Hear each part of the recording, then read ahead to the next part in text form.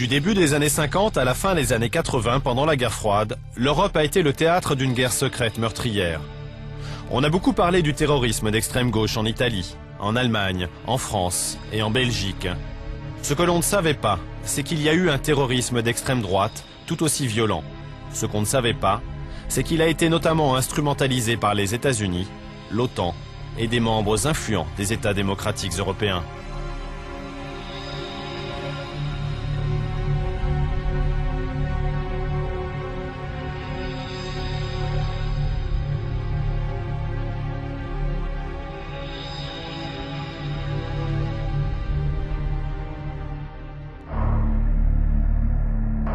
Le 24 octobre 1990, devant les élus de la nation italienne, Giulio Andreotti, l'ancien chef de gouvernement, révèle au monde entier l'existence d'une armée secrète européenne placée sous commandement de l'OTAN et des États-Unis. Cette armée serait responsable de manipulations, d'assassinats et d'attentats. Selon Andreotti, l'armée secrète agissait avec l'approbation des États, ou du moins d'une partie des élites gouvernantes. En révélant ainsi l'existence de ce réseau d'agents, il déclenche l'un des plus gros scandales politico-militaires de la fin du XXe siècle.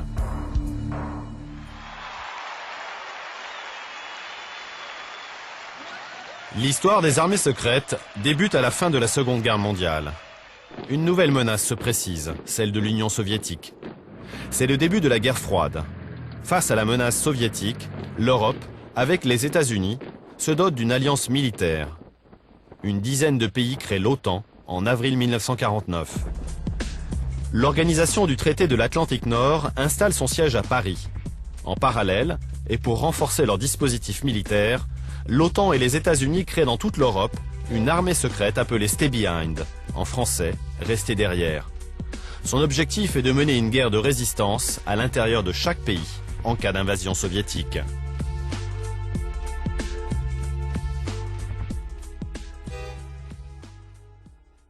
L'historien suisse Daniele Ganser a passé 7 ans à enquêter sur cette armée secrète. Son travail a permis de prouver que les États-Unis en étaient les maîtres d'œuvre. Ses recherches ont mis à jour le rôle secret de l'OTAN comme cheville ouvrière de ce réseau.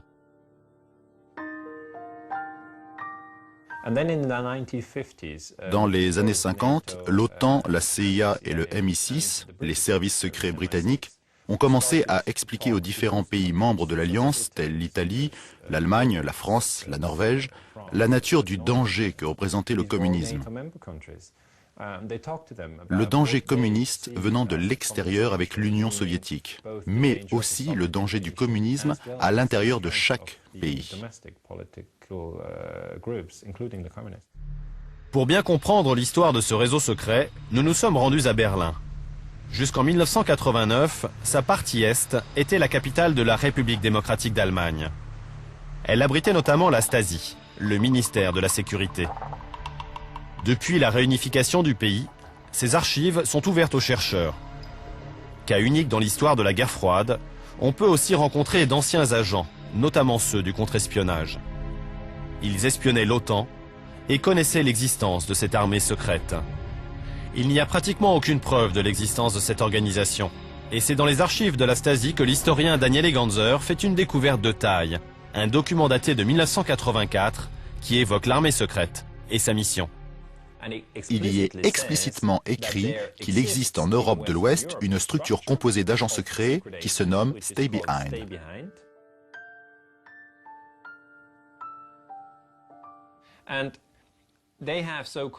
Ces agents secrets ont pour mission de devenir actifs en cas de conflit entre le pacte de Varsovie et l'OTAN.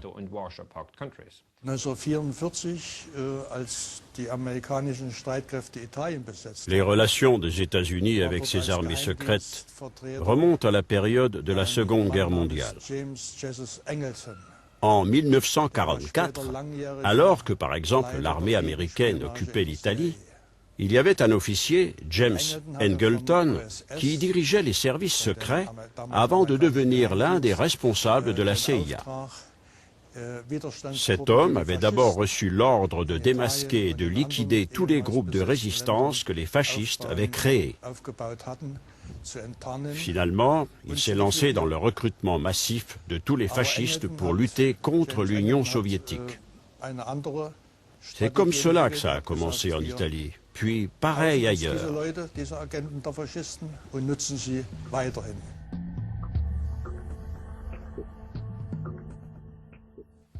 À l'époque, comme aujourd'hui, l'OTAN était dominée par les États-Unis. Donc à travers l'OTAN, les États-Unis ont créé une structure militaire qui leur a permis de contrôler l'Europe de l'Ouest. C'était l'idée de départ. Il s'agissait de protéger l'Europe de l'Ouest, mais aussi de la contrôler. Contrôler et protéger.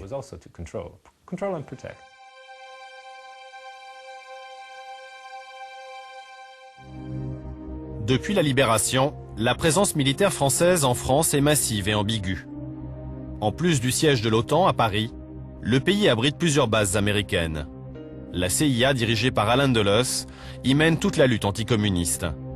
En 1958, lorsque le général de Gaulle revient au pouvoir, il se rend compte que le pays est littéralement sous la coupe des Américains.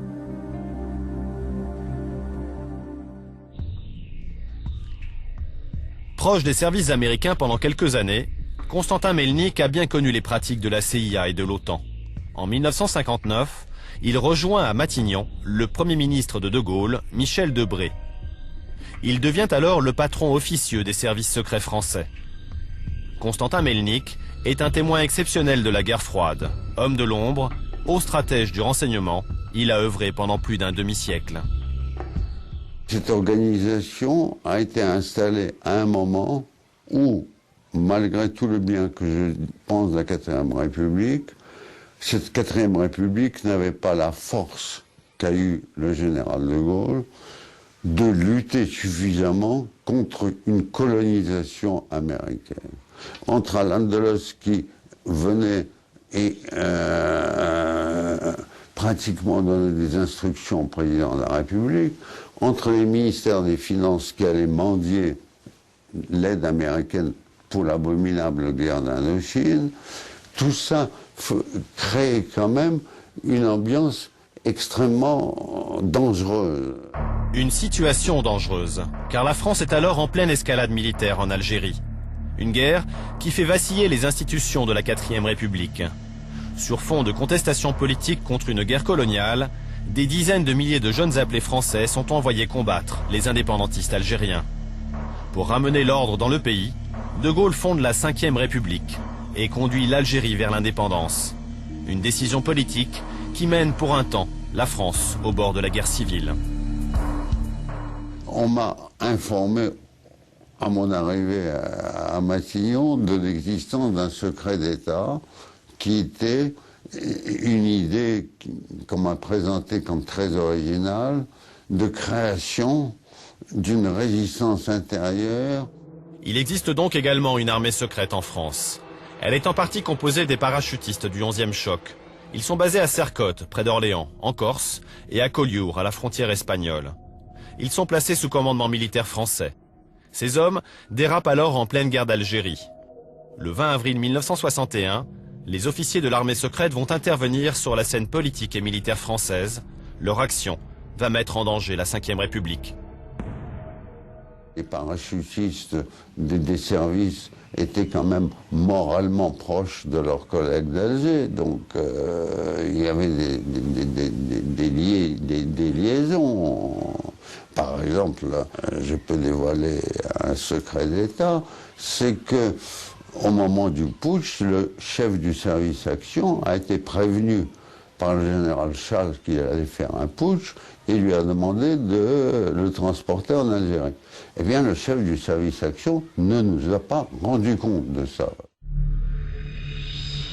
Le général Charles, aux côtés des généraux Zeller, Salan et Jouot, font un putsch à Alger contre l'indépendance de l'Algérie.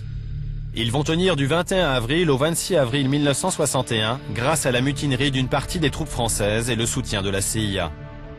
Mais avec l'appel au calme du général de Gaulle le 23 avril, l'insurrection perd de sa force. Et le 26 avril 1961, tout rentre dans l'ordre. Les généraux Charles et Zeller sont arrêtés et condamnés à de lourdes peines de prison. Salan et Jouot s'enfuient et fondent l'OAS, l'organisation armée secrète. À coup d'attentat, cette organisation tente de garder à tout prix l'Algérie française. Ils seront aussi arrêtés et condamnés. Les hommes de ce réseau français seront pardonnés par De Gaulle, mais pas l'OTAN.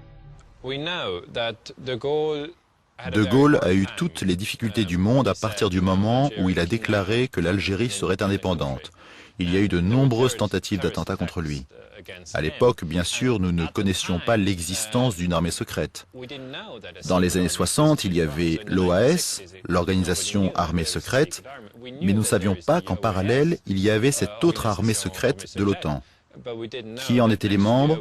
À quel groupe appartenaient-ils? Comment cela fonctionnait-il? Nous n'en savons encore rien à ce jour. Après le putsch d'Alger, les attaques de l'OAS, l'ingérence américaine dans les affaires françaises devient intolérable. Il y avait une chose totalement inadmissible, c'est que il grenouillait dans les états-majors militaires et au nom de l'OTAN, et il grenouillait dans les services secrets où ils avaient leurs entrées. De Gaulle a en plus toujours eu de mauvaises relations avec les États-Unis. L'Amérique, étant donné son rôle ambigu qu'elle a joué pendant la résistance vis-à-vis du général de Gaulle, n'inspirait pas au général une sympathie débordante.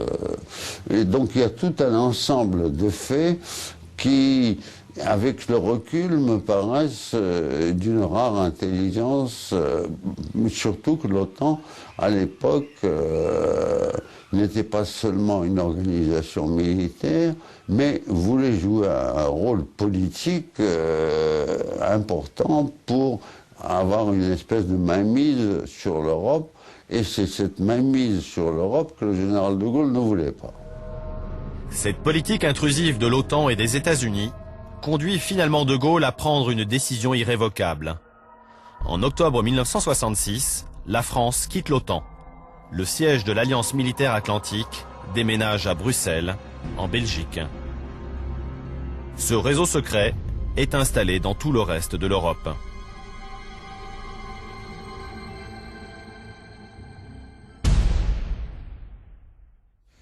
Ce qui nous a en plus frappé et intéressé en tant qu'ennemis, c'était de savoir qu'à part les pays de l'OTAN, tous les pays soi-disant neutres faisaient également partie de ce réseau, notamment l'Autriche et la Suisse.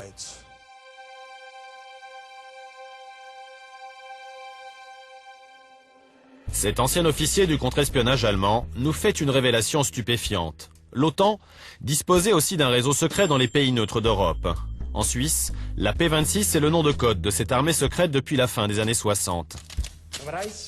Impensable pour un pays neutre. Ce réseau aurait fait partie de la structure de l'OTAN. Ces hommes, des patriotes, étaient pris en charge par les services secrets britanniques qui les formaient au maniement des armes, aux actions de sabotage et au renseignement. Un ancien agent de ce réseau a accepté de nous parler. Il va nous lire en quoi consistait sa mission dans un extrait de son contrat de travail. Bon, alors, donc j'ai fait partie de cette organisation qui s'est appelée P26.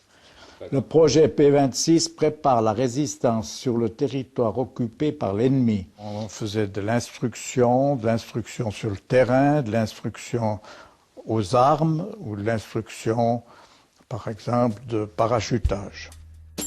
Tous ces agents secrets étaient entraînés continuellement. Ils faisaient entre 3 et 4 stages de formation chaque année. Pour communiquer entre eux, faire passer les ordres de l'OTAN, les espions anticommunistes avaient un système de radio crypté.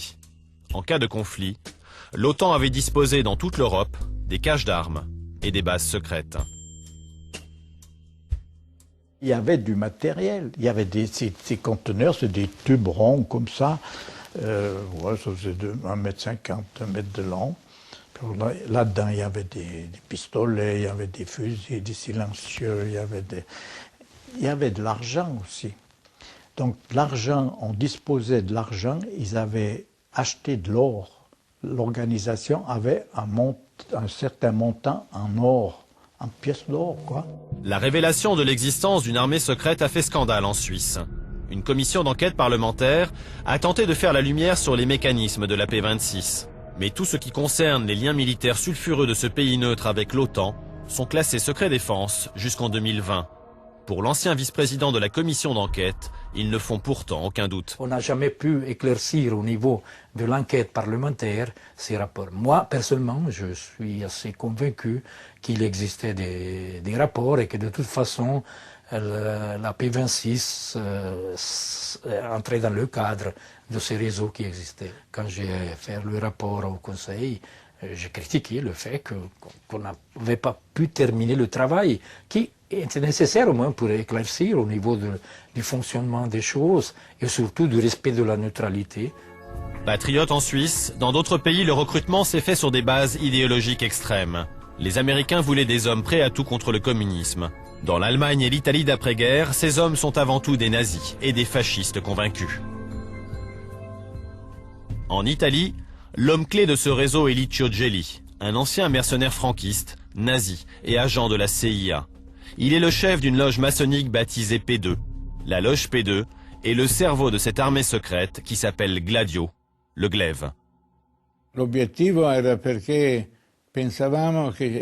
Nous pensions qu'il existait un plan insurrectionnel des communistes en Italie.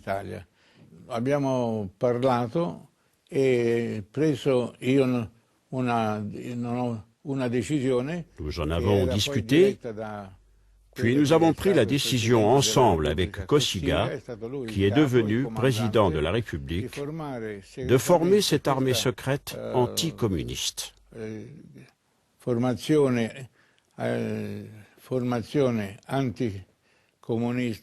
Elle était composée au départ d'anciens de la Légion Condor et de la République fasciste de Salo. Ils étaient jeunes, connaissaient les armes et étaient résolument acquis à la cause fasciste. En Allemagne, une partie considérable des membres de l'armée secrète, environ 25%, étaient constitués des hommes de l'ancien service de renseignement de la SS, l'Office central de la sécurité du Reich. Ainsi, le personnel, plus le réseau d'agents et d'indicateurs, étaient noyautés par les anciens SS. On s'est appuyé sur eux pour créer l'armée secrète allemande. À la fin des années 70, il y a une escalade de la guerre froide avec une nouvelle course aux armements.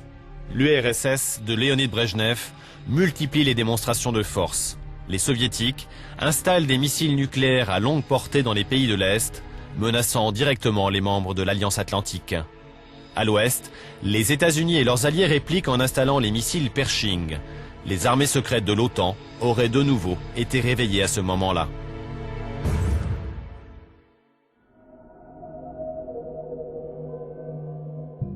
Et en Allemagne, la tension est au maximum pendant ces années. La peur et la répression gagnent le pays. La bande Abadère, qui devient la fraction armée rouge, multiplie les attaques contre les anciens nazis et les symboles de la soumission au capitalisme américain. En parallèle, l'extrême droite lance des attaques à l'aveugle. À la fin de l'été 80, l'atmosphère est particulièrement tendue lors des élections législatives qui opposent le chancelier social-démocrate Helmut Schmidt aux conservateurs. Helmut Schmidt, au pouvoir depuis 6 ans, est accusé par son principal adversaire, l'ultra-conservateur Joseph Strauss, d'être un chancelier faible face au terrorisme de gauche.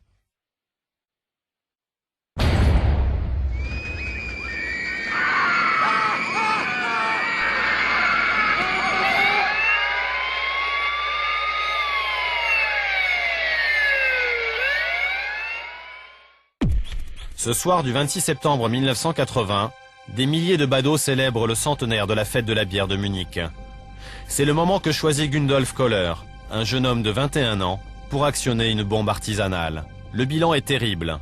Il y a 11 morts, 200 blessés, dont 70 très grièvement. Cet attentat marque profondément l'opinion publique allemande. Les policiers allemands ont fait vite, ils sont déjà persuadés que l'auteur de l'attentat est bien parmi les victimes de cet attentat effroyable de Munich. Très rapidement, les autorités découvrent qu'il y a des liens entre Gundolf Köhler et l'extrême droite. Des liens avec un groupe paramilitaire néo-nazi appelé Milice Hoffmann. Mais après quelques jours d'enquête, la police conclut à l'acte suicidaire d'un jeune homme solitaire et désespéré.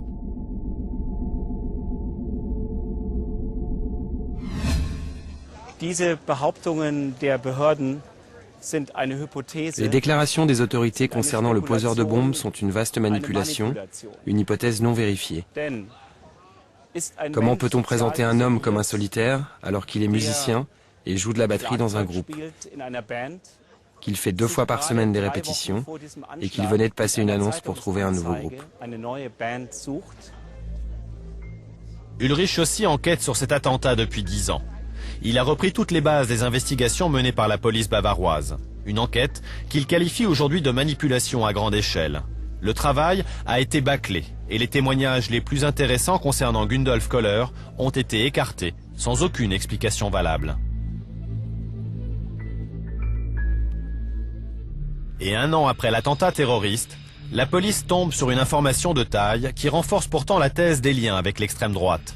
Une extrême droite qui, semble-t-il, entretient des relations avec le réseau secret de l'OTAN, avec l'armée secrète allemande. Une armée qui, à ses débuts, avait recruté d'anciens nazis.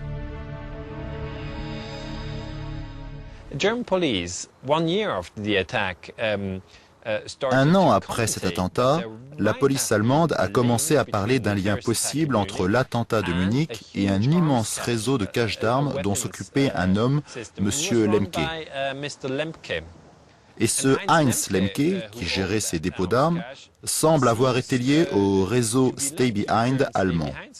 C'était un extrémiste de droite et il a déclaré qu'il allait révéler toute l'histoire. Il n'a pas dit de quelle histoire il s'agissait. C'était au début des années 90, lorsque les avocats des victimes de Munich sont venus le voir. Il a été retrouvé mort, pendu dans sa cellule. Le néo-nazi Heinz Lemke était apparemment un homme de l'armée secrète. Une armée secrète sous commandement des services secrets allemands et de l'OTAN. Il gérait plusieurs dépôts d'armes disséminés dans la forêt allemande. Il y avait là quantité d'armes à feu, des explosifs, un équipement radio et tout le matériel nécessaire pour entretenir les hommes d'une armée secrète.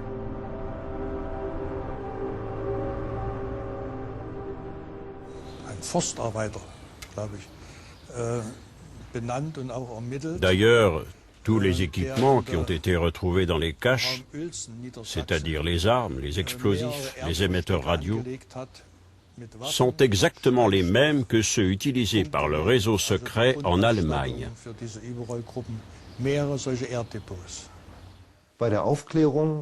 Il y a trop d'incohérences dans l'enquête conduite par les autorités. Des incohérences au sujet du meurtrier, des incohérences sur la provenance des explosifs. Selon moi, ils viennent des stocks de l'armée. C'est ce qui explique que les autorités n'aient aucune envie d'ouvrir les dossiers et préfèrent dissimuler les dessous de cette affaire. Une piste que n'ont pas voulu ou pas pu suivre les enquêteurs. Qui fallait-il protéger? Pourquoi? Mais il y a pire. Les dernières découvertes des journalistes, des historiens et de l'avocat des victimes indiquent que les services secrets allemands auraient eu une taupe à Munich. Un agent à l'intérieur du groupe d'extrême droite qui a préparé cet attentat. En plus, nous avons récemment trouvé une nouvelle piste que les autorités devraient suivre. Un des principaux témoins de l'attentat de la fête de la bière de Munich avait expliqué aux enquêteurs que peu de temps avant l'explosion, il avait remarqué le poseur de bombes discuter avec 2 autres jeunes. Il avait noté qu'ils se disputaient. En fait, nous avons découvert que ce témoin serait un homme du contre-espionnage allemand.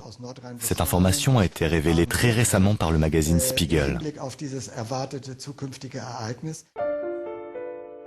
Pourquoi les autorités auraient-elles sabordé cette enquête? Qu'avaient-elles à cacher? Pour beaucoup de spécialistes allemands, le mobile est peut-être d'ordre politique. Aujourd'hui, l'ancienne ministre de la Justice du chancelier Helmut Schmidt reconnaît que des erreurs ont sans doute été commises. C'est pourquoi elle demande aux côtés des victimes de cet attentat la réouverture officielle d'une affaire un peu trop vite classée.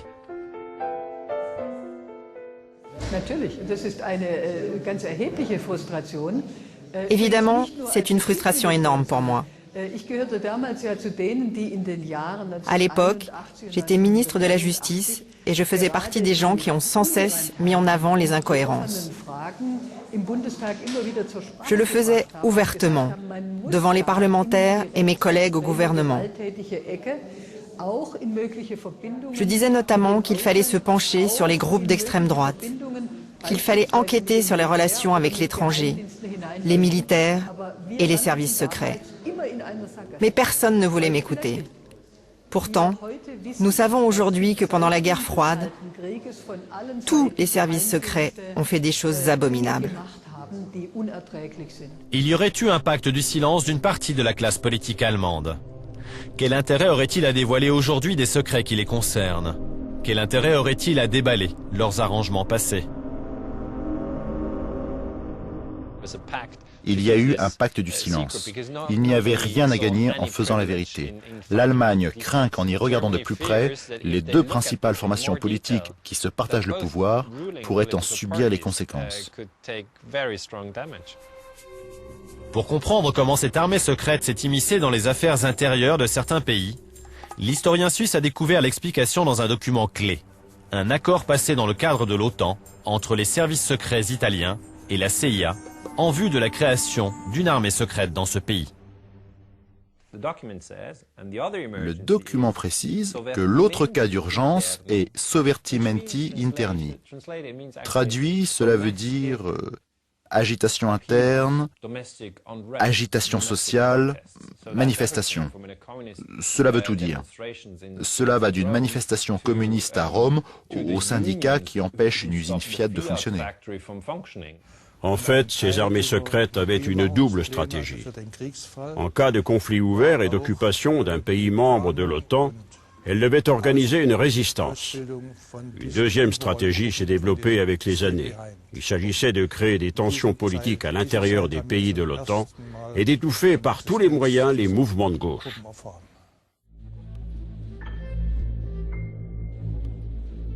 Ces armées secrètes sont donc chargées par l'OTAN et les États-Unis de se tenir prêtes au combat en cas d'invasion soviétique. Dans certains pays, les armées secrètes reçoivent l'ordre d'intervenir en cas de menace intérieure. Radio, renseignements, de l'Espagne à la Norvège, de l'Italie à la Belgique, ces réseaux sont mobilisés pour surveiller de près les activités de leurs ennemis communistes et socialistes.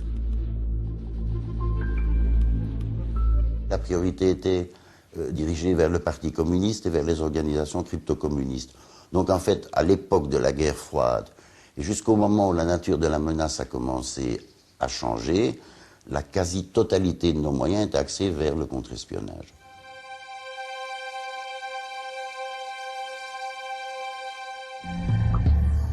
Notre enquête nous conduit en Belgique.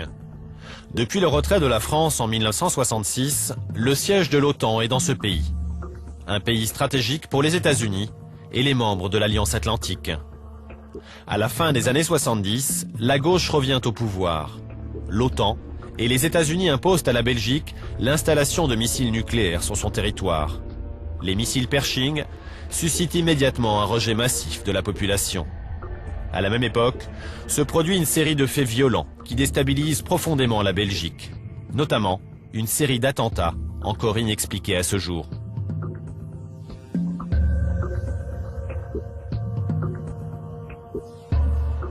Charleroi, sud du Royaume de Belgique. C'est ici que depuis près de 30 ans, une cellule composée de magistrats et de policiers traque les tueurs du Brabant. Les enquêteurs se concentrent notamment sur la tuerie qui a eu lieu dans la localité d'Alost le 9 novembre 1985. Le magasin va fermer, on est en soirée, et la Golf, je dis la Golf parce que c'est généralement ce véhicule-là qu'ils utilisent, et c'est de nouveau une Golf, entre sur le parking avec 3 auteurs à bord au moins, et ils vont tirer sur la foule. On ne peut pas dire autre chose. Les gens qui sont à l'extérieur sur le parking, à l'intérieur dans le magasin. Le sang-froid aussi avec lequel donc ils quittent le parking à Alost, ils viennent de tuer 8 personnes et la police est là donc et leur tire dessus.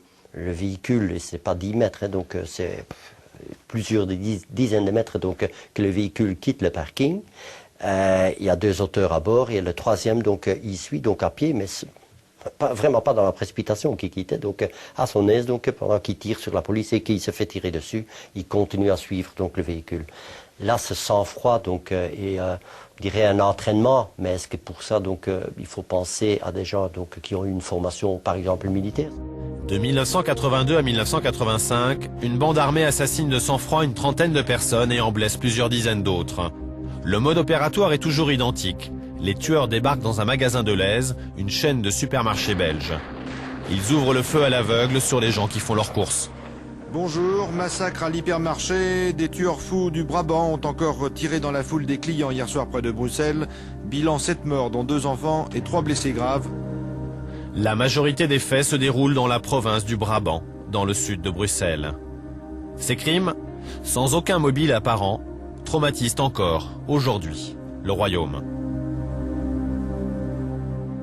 Ce qui ne colle pas du tout, c'est qu'on a l'impression qu'il s'agit à la fois de banditisme, de grand banditisme, à la fois de prédateurs qui vont chercher des victuailles dans un magasin, à la fois de mercenaires légionnaires formés à la tuerie d'enfants, à la fois une organisation avec derrière tout ça de l'extrême droite, avec du terrorisme, avec des stratégies de tension.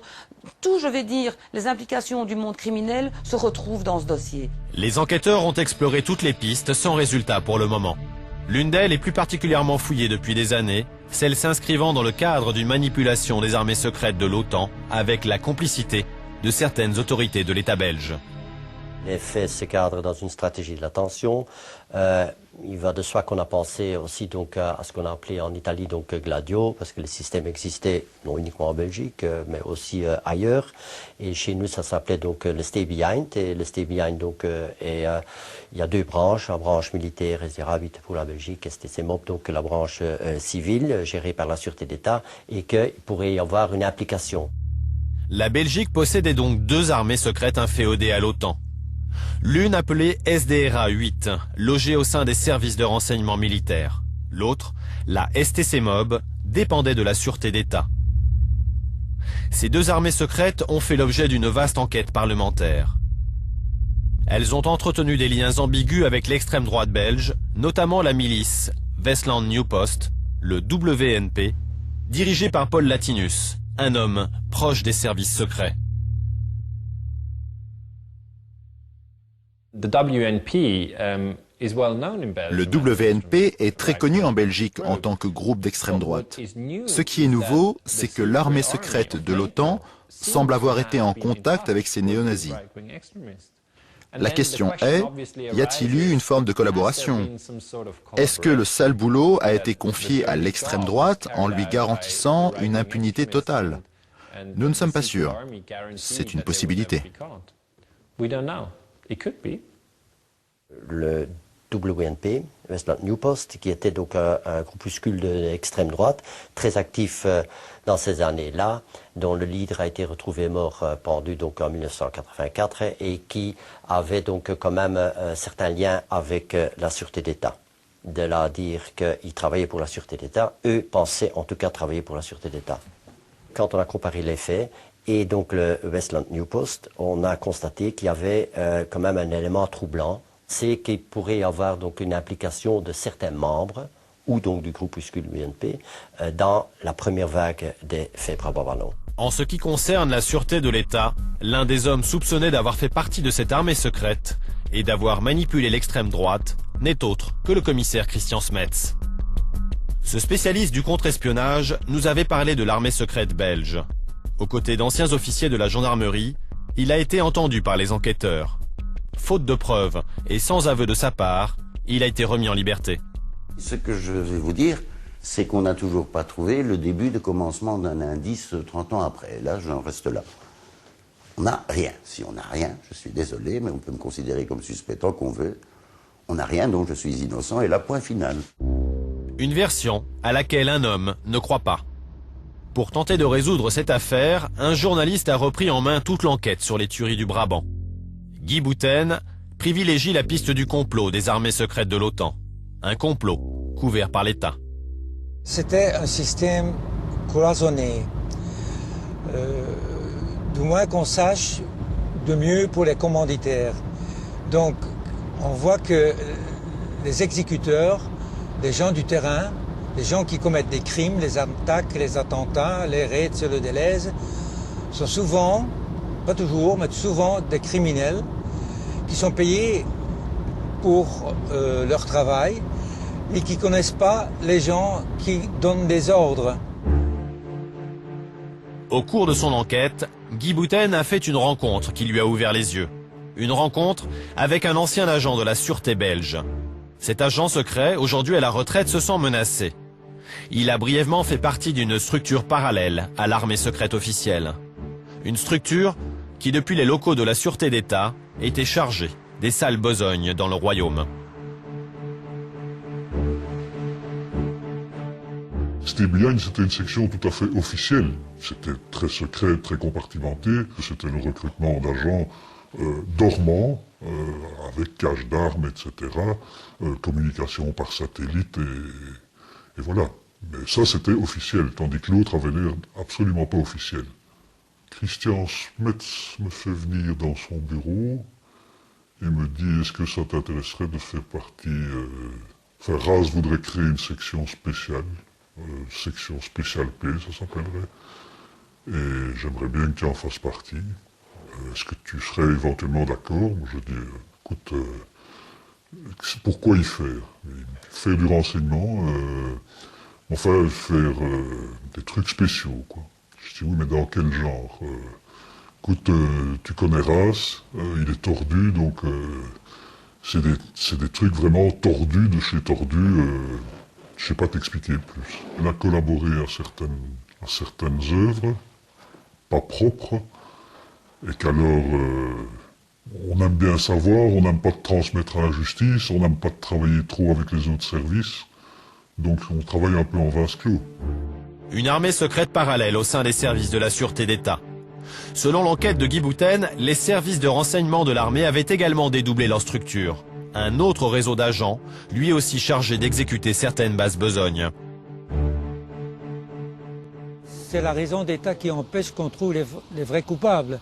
Entre les CB1 officiels et les crimes, il n'y a pas de lien.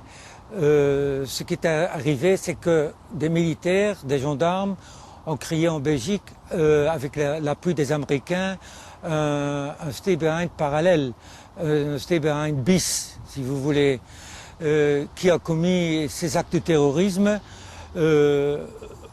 entre autres pour se défendre contre les communistes, pour déstabiliser l'État, justement pour renforcer les services d'ordre, parce que les Américains considéraient la Belgique comme le ventre mou de l'Europe, et il fallait donc renforcer la police et la gendarmerie. Et fin 85, après le massacre d'Alost, ils ont atteint leur but parce que ces services d'ordre ont été renforcés d'une manière spectaculaire. Les États démocratiques étaient-ils au courant de l'existence de ces armées secrètes? Est-ce que leur Parlement connaissait les activités de ces armées de l'ombre? Qui contrôlait réellement ce réseau au sein des pays membres de l'Alliance?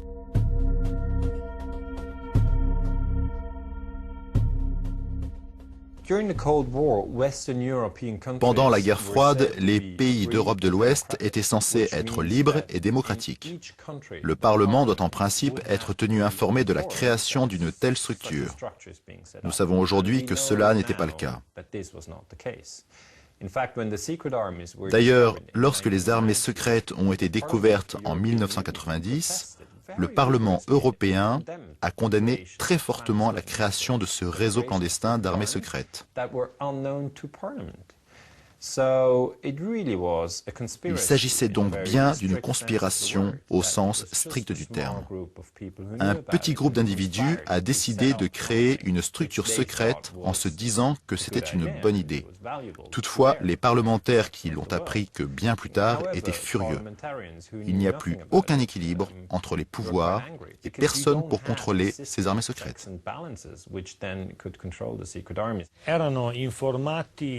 Étaient au courant les politiques qui avaient été sélectionnés par la CIA. Les services secrets militaires étaient au courant, notamment le chef qui gérait au sein des services une unité totalement dédiée à l'armée secrète. Étaient également au courant, au cours des 40 années qui ont suivi la guerre, quelques hommes politiques, des ministres de la Défense, quelques présidents du Conseil, enfin quelques secrétaires d'État tels Cossiga, qui est ensuite devenu président de la République. Une absence quasi totale de contrôle démocratique dans la plupart des pays de l'OTAN, des armées sous contrôle américain, des alliances avec l'extrême droite. Jusqu'où ces armées secrètes sont-elles allées dans les manipulations politiques? Jusqu'où sont-elles allées dans la terreur? Je voudrais rappeler qu'il existe un document du département d'État américain qui date du début des années 70 et qui concerne la France et l'Italie. Ce document fait référence à la politique internationale d'alors du département d'État. Il y est dit qu'en Occident devaient être utilisés des instruments particuliers tels que l'infiltration des mouvements de gauche ainsi que ceux dont la ligne politique divergeait de celle des autorités en place. Il y est dit que peu à peu, il faut gravir certains échelons en faisant d'abord des attentats démonstratifs pour aller jusqu'aux moyens extrêmes. En fait, il fallait faire en Italie ou en France comme ce qui était fait au Vietnam. Tout cela parce que dans ces deux pays, il y avait des partis communistes et socialistes puissants. Le document cité par l'ancien juge antiterroriste Casson est un manuel d'instruction militaire top secret, signé par le général américain Westmoreland. Il préconise notamment l'emploi de méthodes comme le terrorisme pour lutter contre l'ennemi communiste.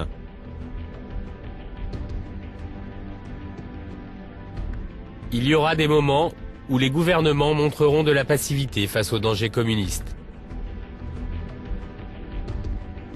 Dans ces cas, les agents américains doivent pouvoir lancer des opérations spéciales pour convaincre ces gouvernements et leurs opinions publiques du danger communiste.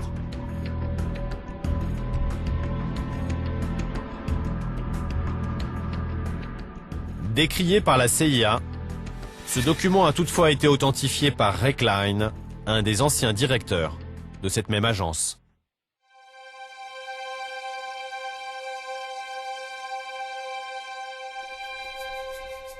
L'Italie est confrontée à une intense effervescence sociale et politique depuis la fin des années 60. Le Parti communiste n'y a jamais été aussi puissant et se rapproche du pouvoir. De cette agitation mal canalisée, naissent une multitude de groupuscules gauchistes qui prônent une lutte armée insurrectionnelle. Parmi eux, les Brigades Rouges, qui ciblent leurs attaques sur l'État et les grandes multinationales. En face, il y a des groupes néofascistes et l'État italien.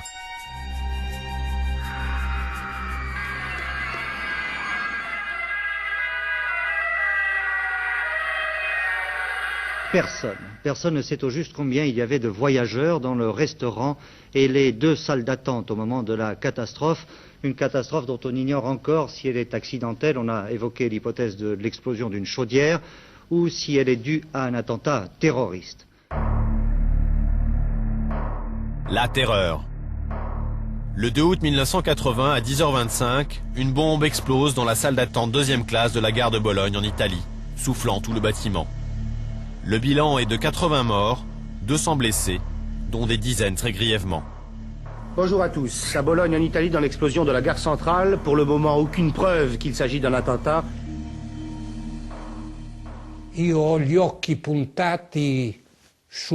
J'avais les yeux pointés sur Cossiga et Santo Vito.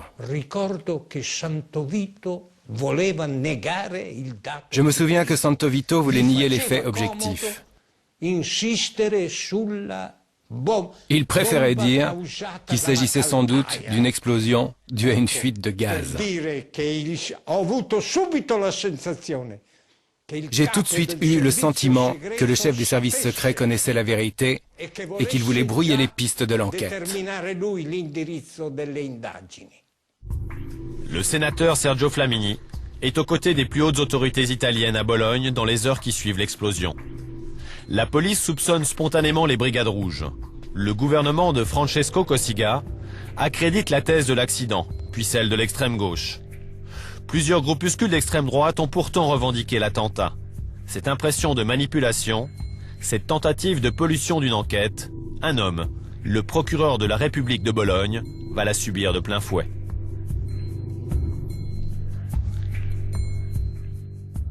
C'era qualcosa di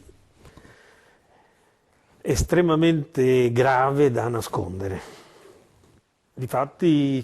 Cela a été très dur de découvrir cette réalité. Dès les premiers instants de l'enquête, il y a eu une série impressionnante de gesticulations de nos services secrets, notamment le SISMI, qui était en fait aux mains de la loge maçonnique P2. Perché tutti i vertici da sempre non arrivavano a quei livelli di direzione di potere. D'ailleurs, j'ai découvert lors de mon enquête sur l'attentat de Bologne que tous les services secrets du pays étaient littéralement inféodés à cette loge maçonnique. En dépit d'obstacles considérables et de nombreux bâtons mis dans les roues de l'enquête, la police arrête les membres d'un groupe d'extrême droite appelé NAR, les noyaux armés révolutionnaires. En 1995, ils sont reconnus coupables d'avoir commis l'attentat de Bologne et d'homicide volontaire au terme d'une procédure judiciaire qui a duré plus de 15 ans. Un verdict à minima qui ne satisfait pas complètement les parties civiles de Bologne.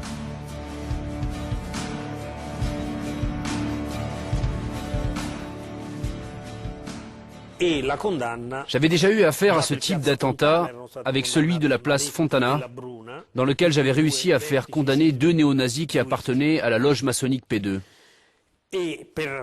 Pour Bologne, j'ai réussi à faire condamner les 3 terroristes coupables et aussi, cette fois-ci, ceux qui les avaient protégés.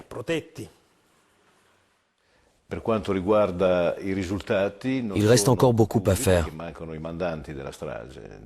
Il manque encore les commanditaires de cet attentat, même s'il faut souligner que c'est l'un des rares attentats pour lequel on a pu condamner les exécutants. L'enquête est par contre encore ouverte sur les commanditaires. Pourtant, la piste remonte jusqu'au glaive, l'armée secrète italienne, la loge maçonnique P2 et son grand maître, Licio Gelli. C'est lui qui aurait manipulé ces néo-nazis avec le soutien de responsables du service secret militaire italien. Faute de preuves scientifiques déterminantes, ils ne sont accusés que d'avoir fait obstacle à cette enquête. Entre autres, quand on regarde de près l'enquête qui a été menée sur cet attentat, on s'aperçoit qu'elle a sans cesse été sabotée.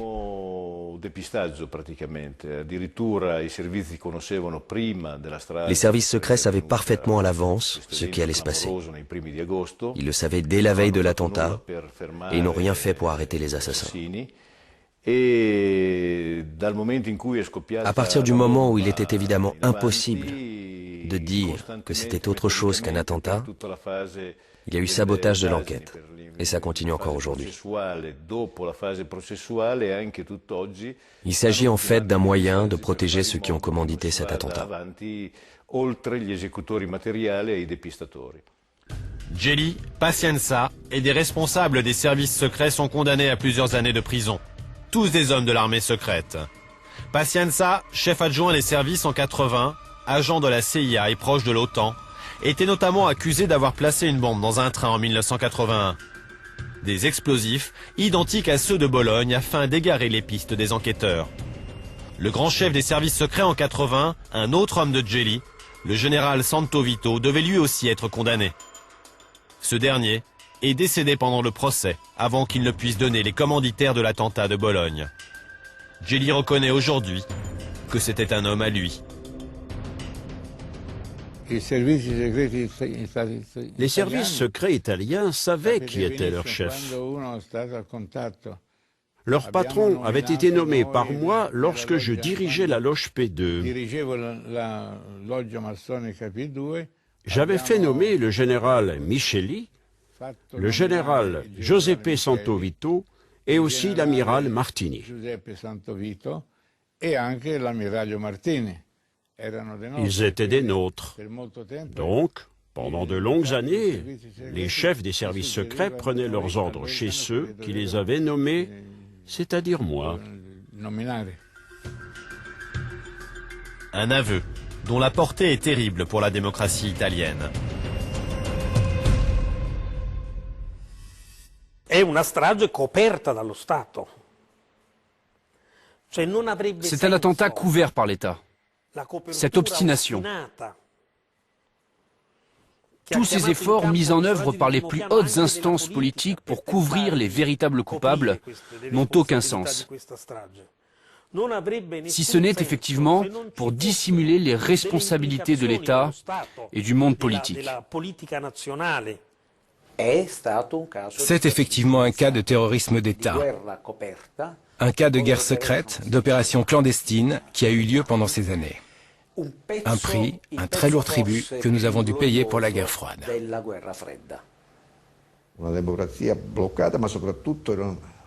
Une démocratie bloquée, une démocratie manœuvrée depuis l'extérieur.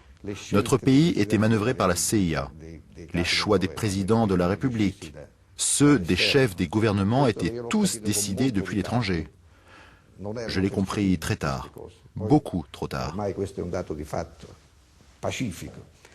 C'est ce qui explique que Cossiga a toujours protégé un homme comme Gelli, qui était en fait une créature de la CIA et des États-Unis.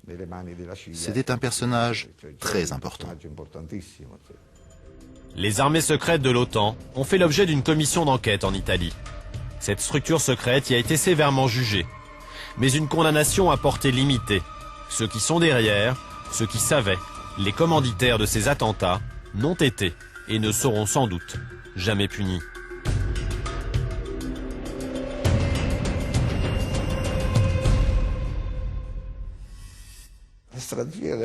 Cette stratégie de la tension visait à déstabiliser l'ordre public pour stabiliser l'ordre politique. C'était ça, cette philosophie. Ceux qui ont utilisé cette stratégie dans le monde politique visaient en fait à rendre toute alternance politique impossible. Ils voulaient un régime pérenne, comme cela est le cas aujourd'hui. À part l'Italie, la Belgique et la Suisse, dans le reste de l'Europe, aucun responsable politique et militaire n'a eu à rendre de compte sur les armées secrètes. À part ces 3 pays, aucune commission d'enquête n'a tenté de faire la lumière sur ces armées secrètes. Quant aux États-Unis et l'OTAN, les maîtres d'œuvre de ces armées, ils n'ont jamais voulu réagir. Nous leur avons pourtant demandé de s'expliquer. Nos questions sont restées lettres mortes.